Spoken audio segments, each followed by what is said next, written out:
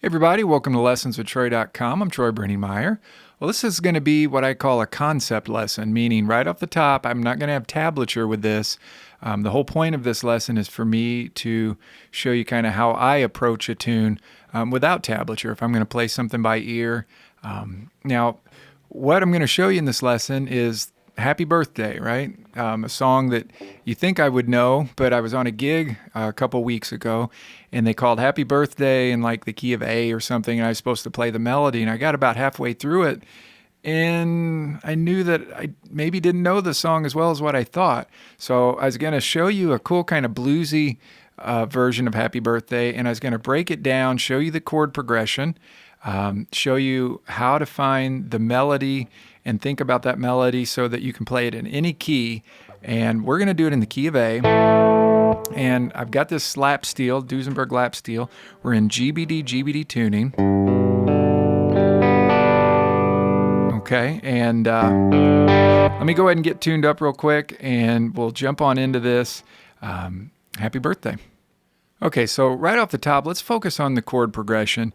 And I always like to think of things in numbers, right? So happy birthday, we're in the key of A. So it's just going to be basically a 1-4-5 chord progression, meaning A is our 1 chord, D up here in our 7th fret is our 4 chord, and E is going to be our 5 chord. Now I'm going to show you a couple, kind of additions to those chords that you can use to kind of spice things up. But let's get a groove going here. This is the groove that I'm kind of working on. Now normally Happy Birthday is in 3, right? 1, 2, da da da da da da da da da da, like that. But I'm going to do it actually in 4 and do kind of this kind of groove.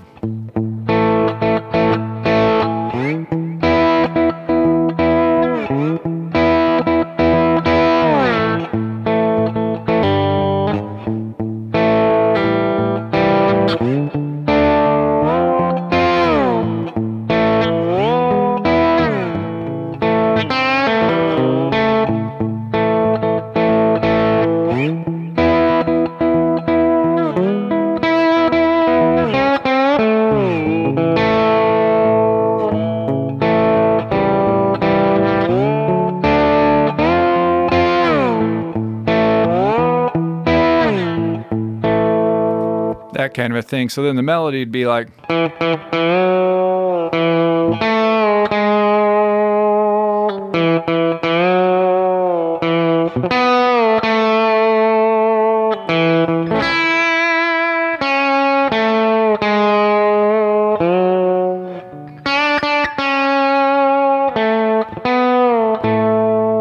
right?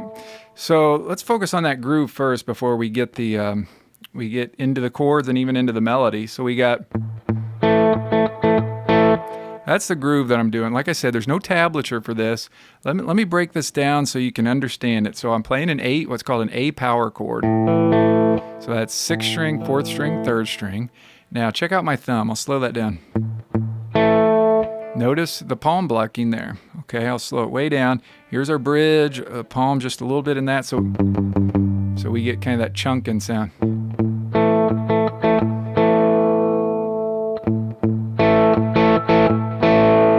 So thumb, thumb.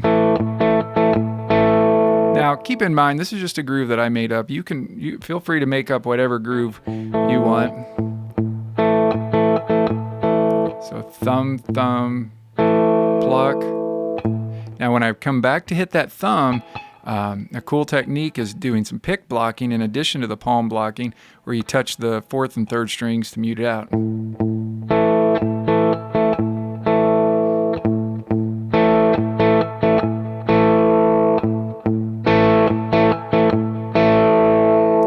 Right, like that. So that's our basic groove, sped up.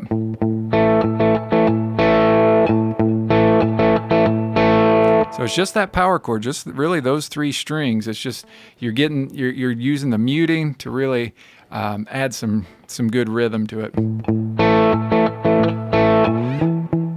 Okay, so this chord progression to Happy Birthday starts on our 1 chord. It's going to be basically 1 bar of that. And then it goes to the 5 chord. So that's a unique chord progression there, in that it doesn't go 1, 4, 5, you know, like a bluesy chord progression, like a 12-bar blues, let's say, immediately goes to the 5 chord and hangs out there for a while. So 1 to 5, 5 again, back to 1, 1 again, to 4, 1, 5, 1. Let me do that again. 1, 5, 5, 1, 1, 4, 1, 5, 1. Okay, so some different things you can do with this chord progression. Let me show you some of the things I like to add to it. So we just got one chord to 5, 5. Before you go back to that 1, it's kind of cool to do this little bluesy, where you're sliding into the minor 3rd and the flat 7 on your 5th, basically just sliding into another power chord on your 5th fret.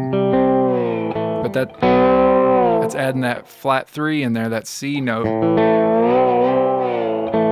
and your flat 7, which is totally bluesy. Okay, now we keep playing 1. Now what I like to do is to make that 1, add a G in there. That's going to be a flat 7, which is going to lead right into that 4 chord.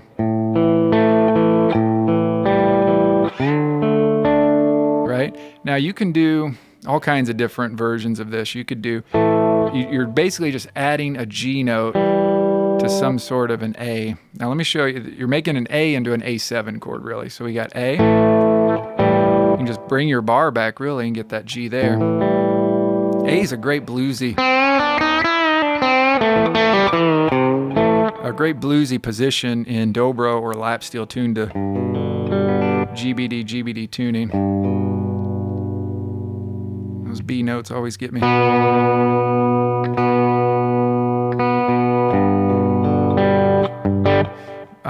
Okay, so adding that G. Now there's a couple ways you could slide up to your 5th fret, either on your 1st and 2nd string, or 4th and 5th string. So,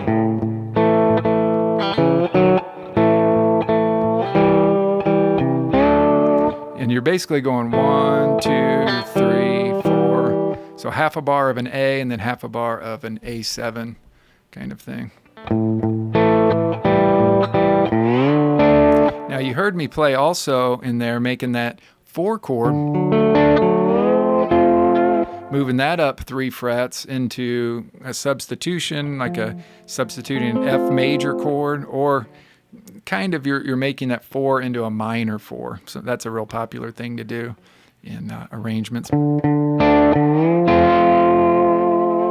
And for this tuning, GBD tuning, it's kind of like you're just substituting the chord F in place of a D chord, which normally in a D major chord you have an F sharp, right? But in a D minor chord you have a F natural. So that F major chord really is like it's kind of like a D minor 7 chord without the root in there. You have D, the notes, well not D, but if you're thinking D as your bass, in an F major chord you have F, A, C, right?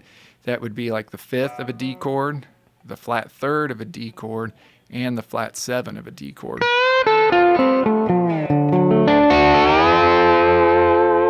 Right, so that's a real popular thing to do. Just take your basic position, move it up 3 frets, and gives you a bluesy version of that chord, kind of a minor version too. Okay, so we got, and then we just got simply a 1 chord to a 5 turnaround.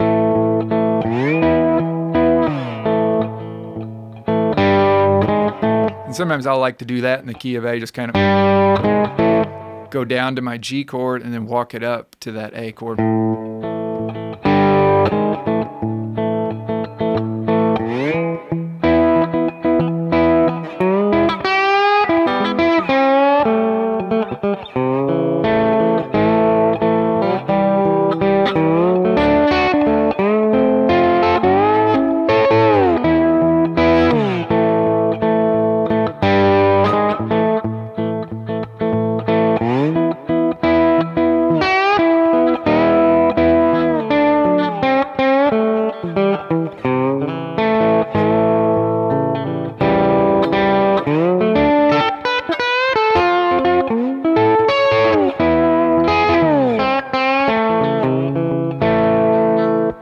Okay, so some different things I like to do there. Say we're on that 5 chord. You can get into this position, which I've taught before, the minor pentatonic position, where your root note is on your first string, and you go. You're basically, here's your root note on your 4th string as well, and you're sliding from that 5th fret to your 6th fret. That's your flat 3 to your major 3rd.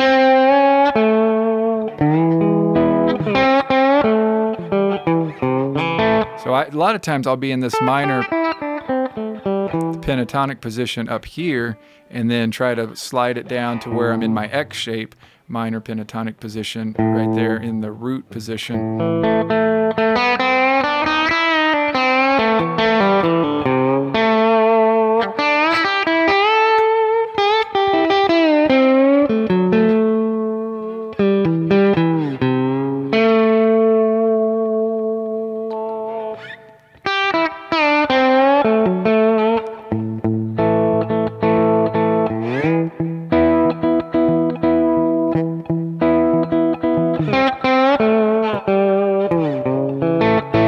Something like that, just kind of improvising. I might lose it, if I go too far out, but that's where I kind of fill in some things in there, is working off that minor pentatonic position.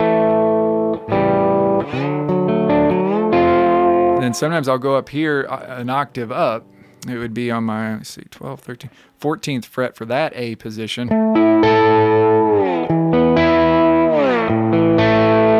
And when you have an overdriven lap steel, these power chords just really jump out and sound cool.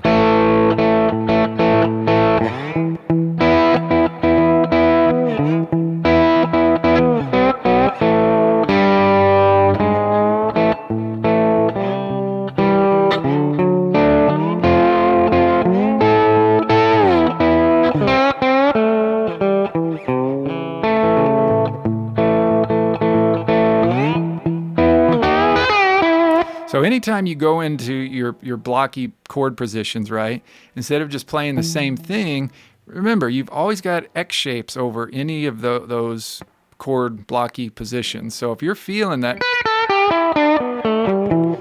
keep in mind the X shape that I've talked about, however many times, where... So over an E chord, it would be 9th fret, 7th fret, and then go to your 2nd string, 8th fret, your 3rd string, 9 to 7, and then same thing, an octave lower than. So any slidey thing, really experiment with those notes, and then sliding into that fret, sliding away from it. But really, you're kind of working off of 2 frets behind your block position there.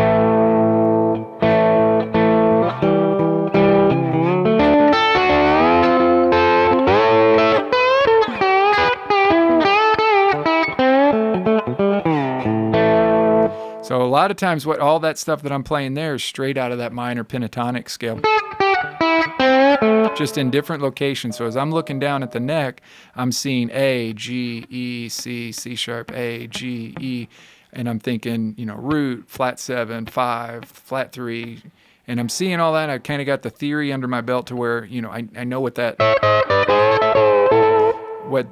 kind of sound that I want I can get, kind of theoretically, and also just see a good map of the neck there. Okay, so there's, as far as the chord progression and some of the little pockets of scales and things that you might want to check out. Let's go ahead now and check out the melody.